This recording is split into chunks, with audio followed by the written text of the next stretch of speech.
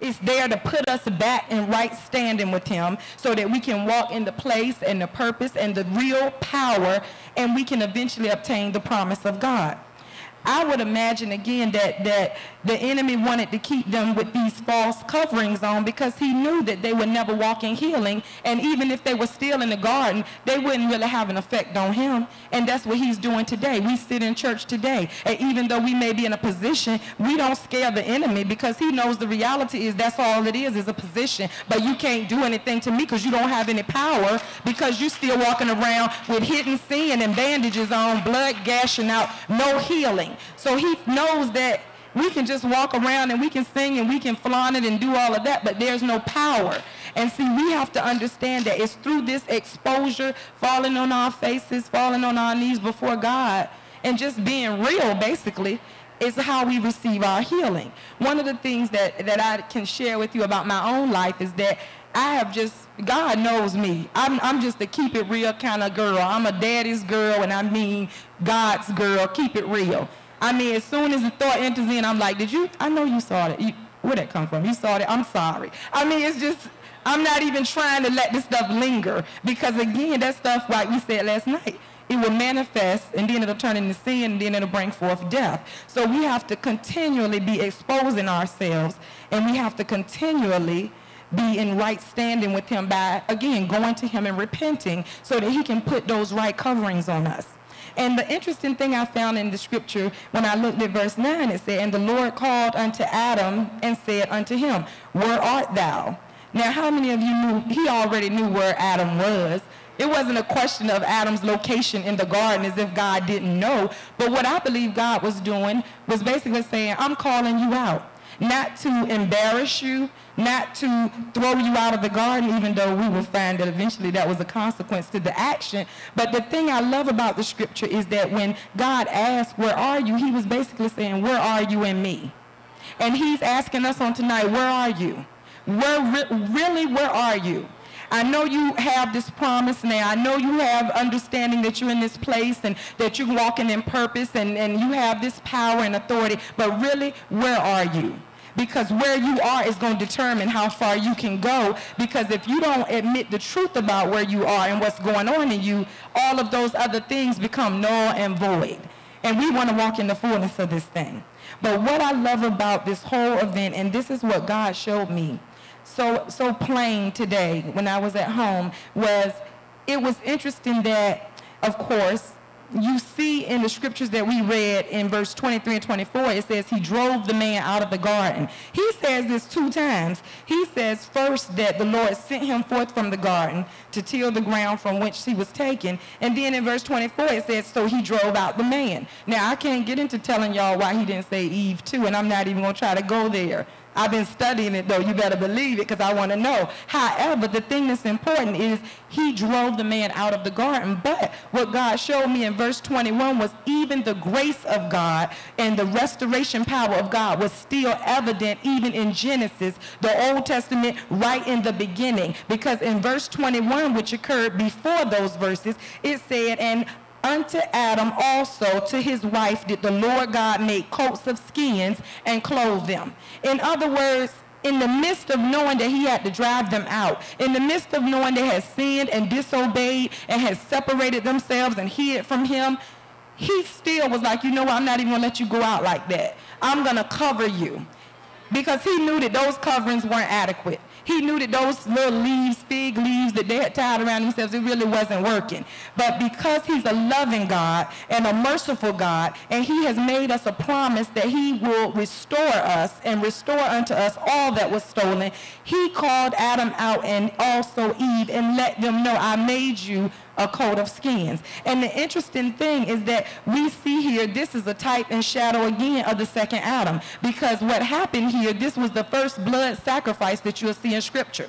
What happens here is that, of course, in order to make these skins to cover them, there had to be blood shed that will cover their sin and their disobedience. This is a type of what the second Adam was for us.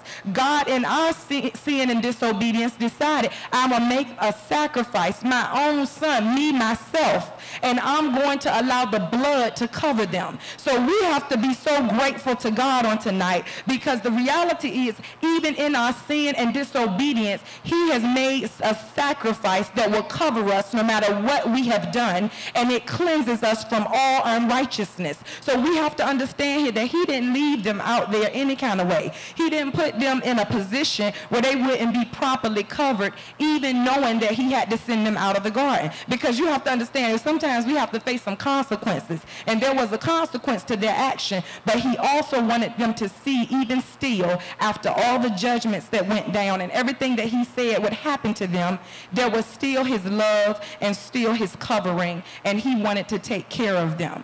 And what God wants us to get on tonight is that the scripture that I put down is Romans 5:18 and 19. You don't have to turn there, but it's the scripture that says, if by one man's offense death reigned by one, much more they which receive abundance of grace and the gift of righteousness shall reign in life by one, and this is Jesus Christ. And it says, for as by one man's disobedience many were made sinners, by the obedience of one shall many be made righteous. So we see on tonight that even though because of Adam we were made sinners, because of the second Adam, Jesus Christ, he is basically what causes us to be able to go from the shadow of Adam to the image of him. Because again, he covered us. And I love that he didn't just cover Adam and Eve, but he covered us. And we've been made righteous through the blood of Jesus Christ. So it's important, and I really just want to encourage you on tonight that you have been created in the image of God. All those sin and disobedience, an area of your life that you may not have on lockdown, it may be occurring. God has said that I have provided a way for you to be restored. I want you to walk as sons and daughters of God. I want you to walk in the image and likeness that you were created to be in. And you have to understand that no matter what the situation is, no matter what your past is, and I'm going to tell you like this is what I feel about past. In this particular moment, I feel that everything that happened, every thought 60 seconds before I spoke this sentence is your past.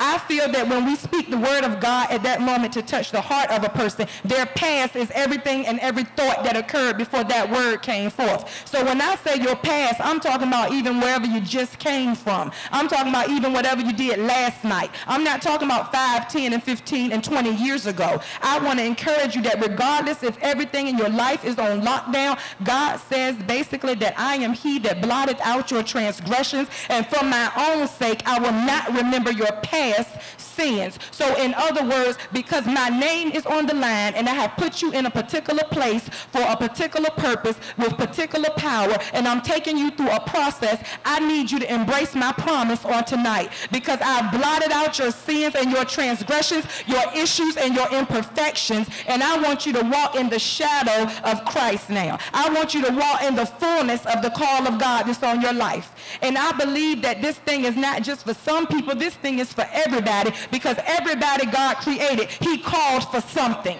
We all have different parts, but we're one body, but we were all called, and the Bible says we are all able-bodied ministers. We all carry the gospel of Jesus Christ now, so we all are preachers and ministers in our own right all day. So you have to understand that no matter what it is, no matter what's going on, the enemy's job is to keep you hiding amongst the trees. The enemy's job is to keep you caught up in what you did so that you stay separated from God. Make yourself a phony covering. Be covered up in the church. Be covered up in the choir. Be covered up on the usher board. But yet and still, you have not received the grace of God, because you haven't walked in his presence and been honest about what's going on in your life. But God says again, I am he that blotteth this out.